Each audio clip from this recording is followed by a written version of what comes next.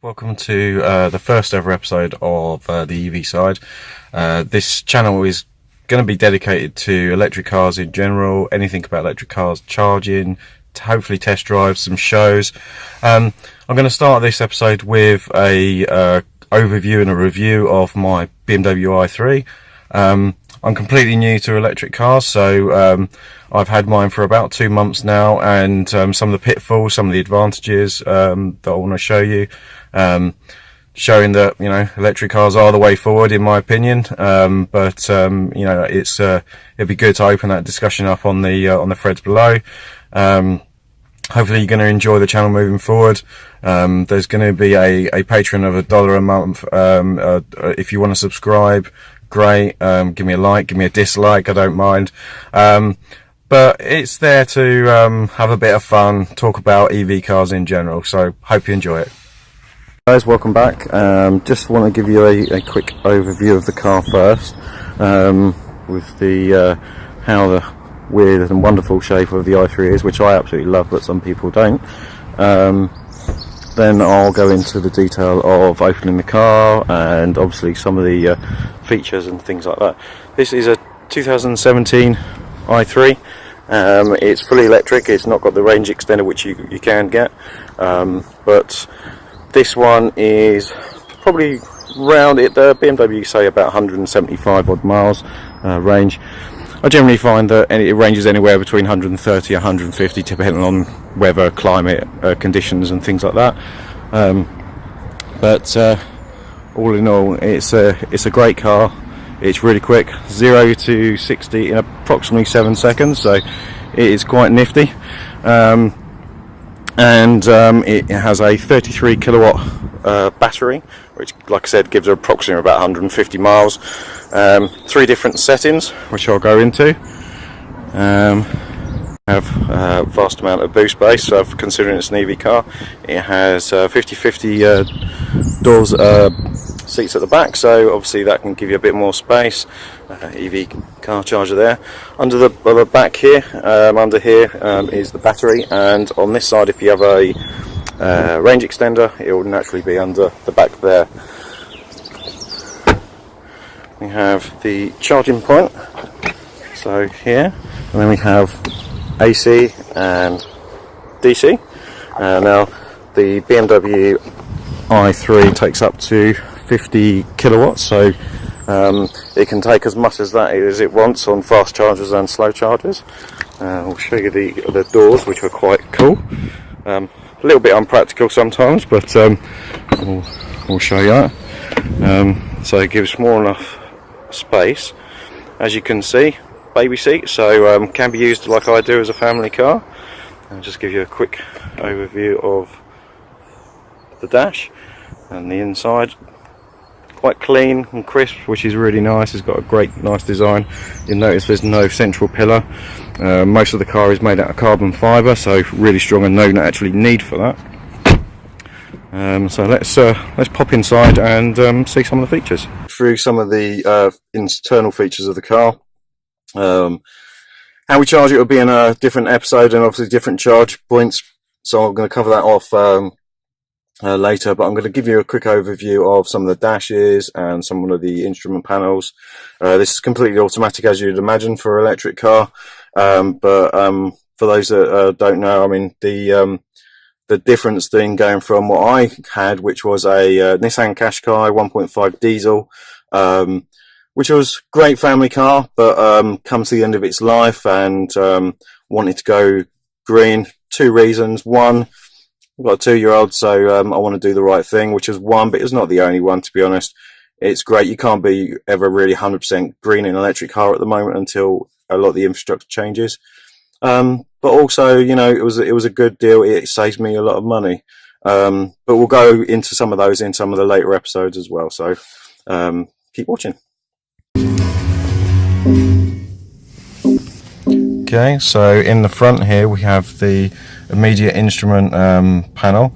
So what you'll find as well, this shows on the left hand side the percentage of the battery. The circle shape is also when you drive, so you have charge on one side and power on the other side. and then your range 78 miles on at the moment on one side. That tells you how much range you've got left. Let me go across to the one of the main panels, and this is done by the BMW standard interface, which is on a lot of BMW cars.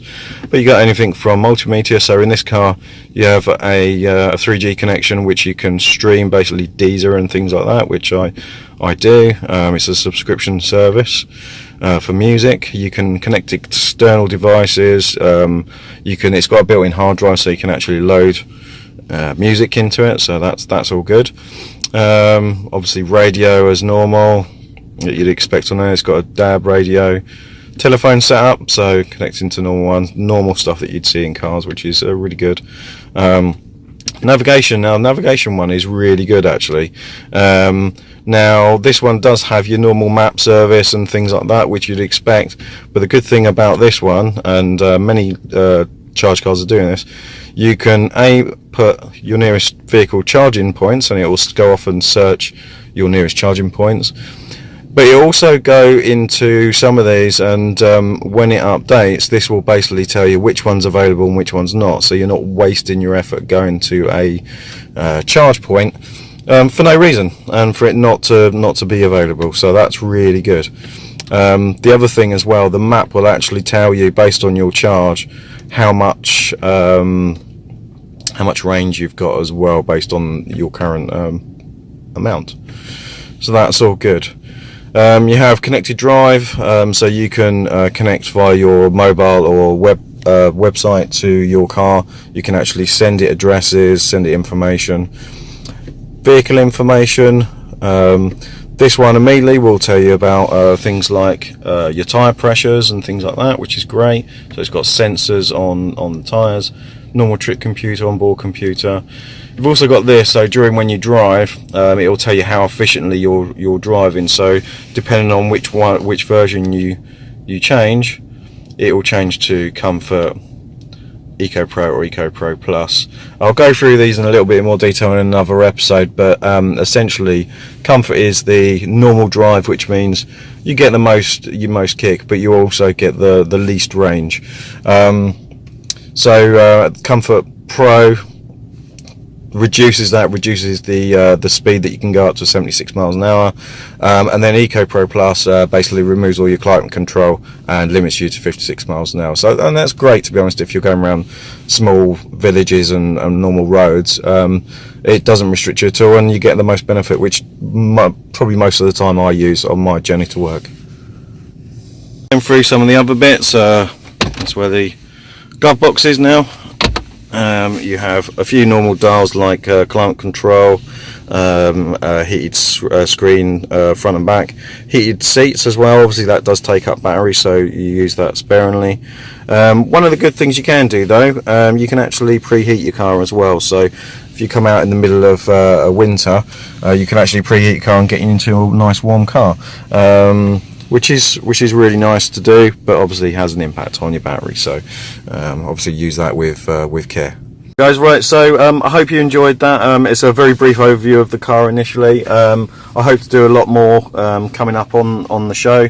There'll be a weekly episode, hopefully maybe every Sunday, to release that to on YouTube.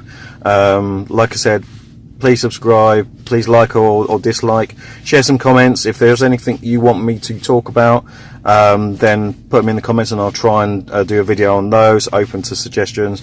Tell me what you like, tell me what you don't like. There'll be a Patreon as well. If you feel like throwing me $1, great. If you don't, that's absolutely fine as well. Just like you guys to watch. So there's things that will be coming up over the episodes coming up. We've got a few nice things that we're going to do. So we're going to do the London Motor Show in May. So there should be a lot of electric cars there. So we'll go through those. We're also planning with me and my friend Nick. We're going to do 2 road trips this year. Hopefully, one will be Hitchin, where I live, up to Edinburgh in this car, and doing the electric stops, the charging, and seeing how we get on. The other one is Hitchin to Dunkirk in France, so we're going to do that as well. So again, I hope you like the program and the show. Hope you will join us for those episodes. There'll be a lot more to come. anything from EV charging, new cars coming out, hopefully some test drives on the way as well for things like Nissan 2018 Leaf. And me and my family are going up today as well to go to the EV Experience Centre in Milton Keynes. So hopefully we should have some footage of that as well. So anyway, hope you enjoy it. Thanks for watching, and speak to you all soon. Thanks.